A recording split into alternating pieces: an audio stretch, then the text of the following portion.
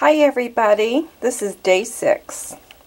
I have sculpted the torso, and I can't really do any more because it is to the point to where it just is way too dirty, and I know if I push it that it's going to be ruined. So I'm going to let her go and give her a cook in the oven. And then I will do the cleaning like I did the head and see how she cleans up and what I might have to do as far as to correct her. She's not as smooth as I would like for her to be, but I don't have a problem with that anymore because of the baking soda and the paint thinner the way that I do it. So I'm just showing you what she looks like, and I am going to put her again in my baking soda.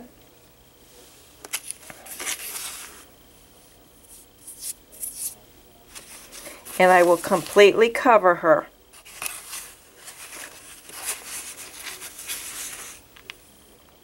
I really swear by this baking soda. I don't know, the baking soda and everything, it just changes the whole texture of the clay after it's cooked. It's kind of like it just brings the cooked clay back to life. I love it. I've been doing this for years. And I stumbled across this because I thought about the fumes. And one day I was thinking and I thought, well, you know, I wonder if I put baking soda. And I did. I put it in the oven, and I have an oven that it has the air circulating, so I had to cover it. And that's how it started. And then when I started to get into some problems, because I didn't always cook it in the baking soda when I first thought about it, and then when I started having the problems, then I started to realize, well, you know what, I wasn't cooking it in the baking soda anymore. And then I started it, and then I started putting it in my journal, and I really do believe that it prevents it from cracking and getting like white moonies. That's what it kind of looks like. But white moonies is trapped air.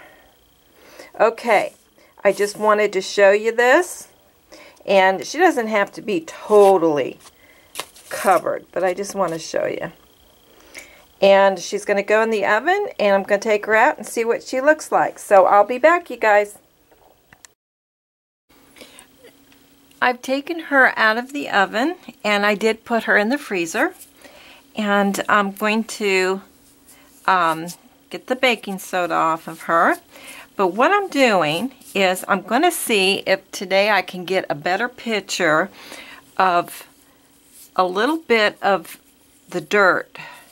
And we're going to try the magic eraser. Okay. Now see all the little the dirt that I have all up in here. Okay, I'm going to take my magic eraser. As soon as I find it here. I just had it. All right, let me get another one out.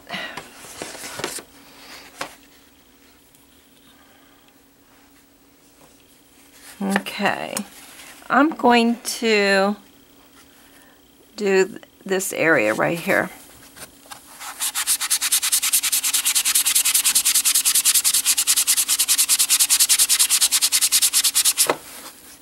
Now, like I said, it's going to take some elbow grease doing this, but I think this is just a easier way to clean your clay.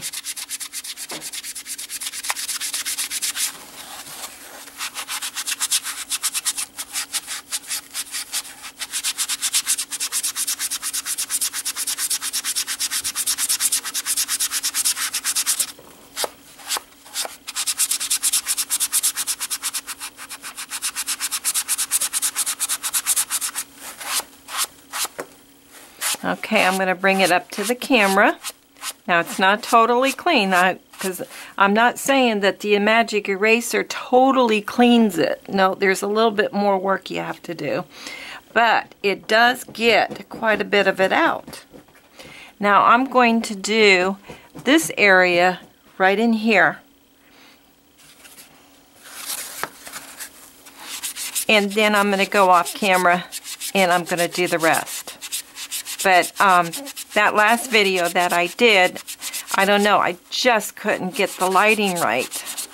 She really looks like she's really like a white bisque, and she's not.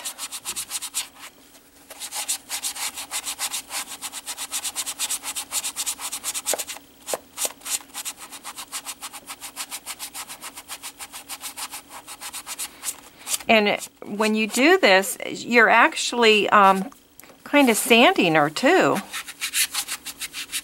But it's such an easier way. I mean, I don't want to say easy. It's not harshful. I don't know. I think acetone is just horrible on it. I've never gotten... it'll take the dirt off, but boy, I'll tell you, it leaves the white marks on it. I have tried using very, very little, and I've had to use it. And boy, did I ever have to really go back and condition it. And this way, I don't have to do it, and I'm not handling that acetone.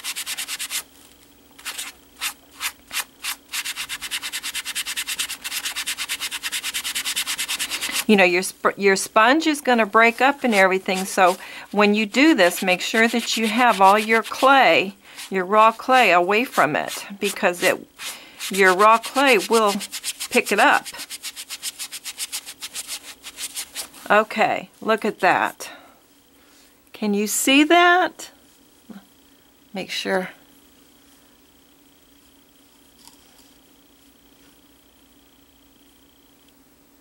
See, I mean, it needs more work, because this was really getting dirty. Bad. But, I mean, it starts smoothing it down, sanding it down.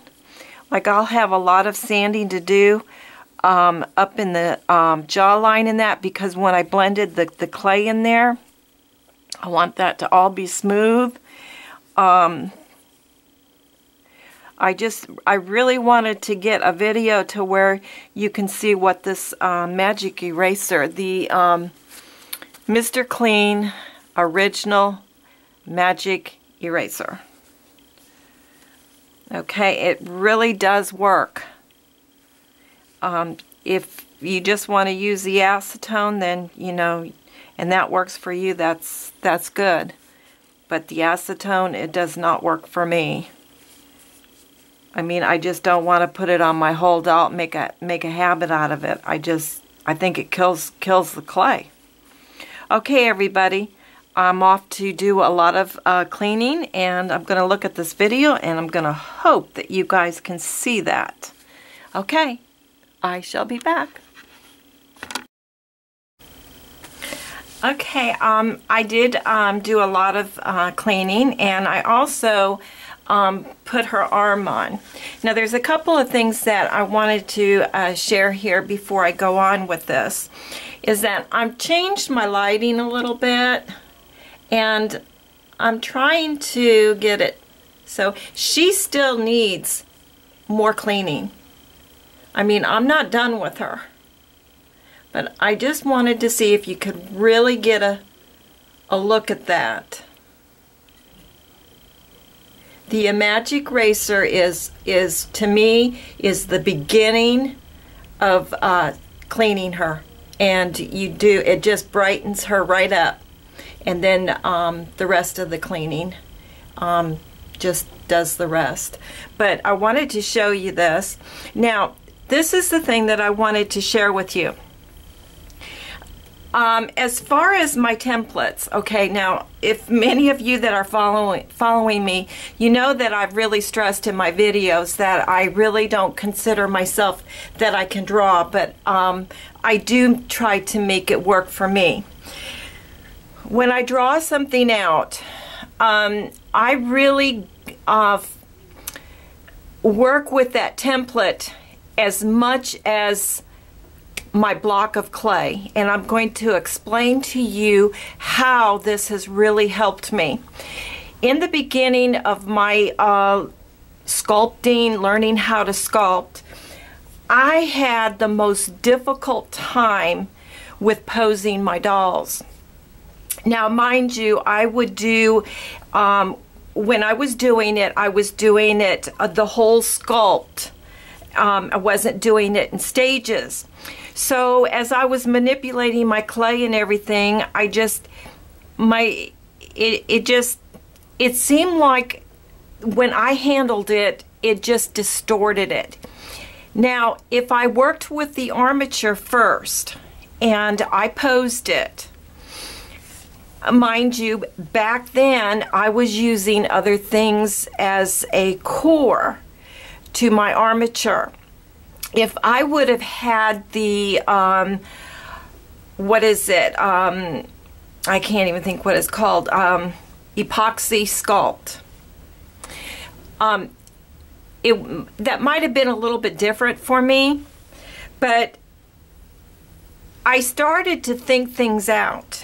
And when I started drawing, and I spent a lot of time just learning the basics to drawing, and I just would sit down every evening while I was watching TV or something, or just sitting there just not doing anything. I always had a piece of paper in front of me and I was just sketching shapes in that. I don't consider myself anywhere good at all. I just make it work for me. So when I drew this out, the most important thing that I want to do is I do want to draw it to a scale. So I will always measure her head, and then I will do the measurements on my template to get how tall she's going to be, and then what kind of body structure am I looking for? Am I looking for a very thin doll? Am I looking for a muscular doll? Or am I looking for a doll that is just in between? Well, since she's a fashion doll, let me just say, I'm trying to go with a much thinner doll. Now, I have a tendency to go the other way. I always want to make my dolls with not as bony. It's just, I don't mean to do it. I just have that tendency to do it. So this fashion dolls to me are a little bit of an effort for me, because my old way wants to say do it this way, and then my new way comes in and says no, you've got to do it another way. So I've drawn it out and I have it to the scale that I want it. And what I do is I always have it underneath my glass. And now I have her arms on the template. Let me see if I've got this. I don't even have that in there. Okay. Okay, I have her arms going down, and I didn't want that. I just drew it in because I really didn't care about how her arms are positioned. But the one thing that I did want to do is that I wanted to have her hips angled in the direction that I want it. So when I lay this up against the template, now she's not going to be exactly, but she is to where I would like her to be. But here's the part that I want to share with you, and this is when the posing really got a lot easier for me. Is that now her arm here is just attached. I don't have the epoxy in there yet, but I just wanted to sculpt it and I wanted to see how my shoulders are and everything, and it's lining up really well. So do you see how I can take this and I can look at it on with my template and what I've got going, what she would have looked like with her arms down, or if I wanted to put her arms out, or I can even take her arm and let's say I wanted to put it to where she's got it up in the air. I can do the same thing, but I'm still seeing the proportions of how the doll is to be laid out. Now, the other thing that I do want to share with you, and I'm going to try to get it on camera for you, is that the arm, see, I have a hole in it. When I sculpt it, I always put a hole in it, and then I get my epoxy in that, and then I attach the arm to it. Now, if she was a doll that, let's say she was holding something, or she did have her arm suspended in the air, I would do a little bit better of a support in the shoulder. But I have to say that when I use the epoxy, it is really, really very strong. So it gives me some leeway to where if my clay isn't really working for me, or I'm struggling with a pose or something, I have done it to where I have just enough epoxy of what I'm going to be using for this doll.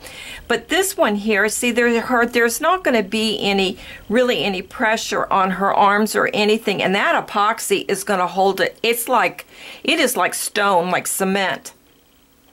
So what I'll do is I'll pull this off, and I just really was sizing it, putting it up to my template, looking at it, feeling it out how I want it. And I think that what I'm going to do is that before I do her arm, I'm going to take it off, and I'm going to still do some cleaning on it. But I'm going to start her jacket. I'm not quite sure with it. I would like to start her jacket, but the only thing that I'm a little bit unsure with is that the material that I'm using, I'm afraid that it's going to get into my raw clay with my arm. But here's another thought that I had. I'm thinking that once I get it into position, let's say like this, and say that this is all done and everything, and this is exactly the way I want it, then I'm going to take the arm and then just pull it out. Clean this up just a little bit right up in this area. Cook the arm in the oven. Clean it all up, and then attach the arm to the torso. This way, it'll give me the leeway to where I can have her arm off, I can start her jacket, and then the arm will be cooked, and then I can attach it to it, and I don't have to worry about the material getting into my raw clay on my arms. Just attach it to it and then finish off with the sleeves. But I'm thinking that the sleeves, I'm going to create it before I attach it to the doll. Just think, do you see what I'm saying? How I'm always having to think things out, and I don't rush. So I wanted to show you where I'm at, and I'm trying to do this in segments so that these tutorials aren't very long. But I'm trying to give you as much information as I possibly can give you. So I'm going to go off, and I'm going to upload this video so that you can just see what I'm doing. And when I come back with the next stage to it, it's going to explain more of what I decided to do with the arm and the clothing. So I'm going to put this up, let you guys think about it, and come up with your own ideas. Think it out for yourself. See how you would do it. And then when I come back, we'll see how I did it, and you can compare your ideas with my ideas, and maybe your ideas would have been a lot easier, or it will give you the opportunity to expand in your thinking of another way to do it. And this is what we want with art. We need other artists. We need other people in our lives to give us their opinion or something that they see. And it might be something that we might not see and we don't agree with. Don't take it personal. Take it as you know, a suggestion. And sometimes those suggestions, you might not agree with it, but I'll tell you what, and I've had it, is that down the line, if I wouldn't have had that thought that somebody offered me, I wouldn't have gotten to the next step, because that thought got me to think in a different way. And it was totally different what the other person had suggested, but it led me into expansion of thought. So everybody, I'm going to go off and I'm going to work on her arm, decide what I'm going to do. I'm going to get the material out. I'm going to really look at it and plan it out of how I want to do this, because I want her jacket to really look like it's part of her her style. I don't want it to where her hands are up against on her hips and they look like they're stuck there. I want it to feel like the clothing and her is all one together. Okay, everyone, I'll see you in my next tutorial, and I hope that you'll do the little experiment that I talked about, and I'll see you in my next one. Thank you, everyone.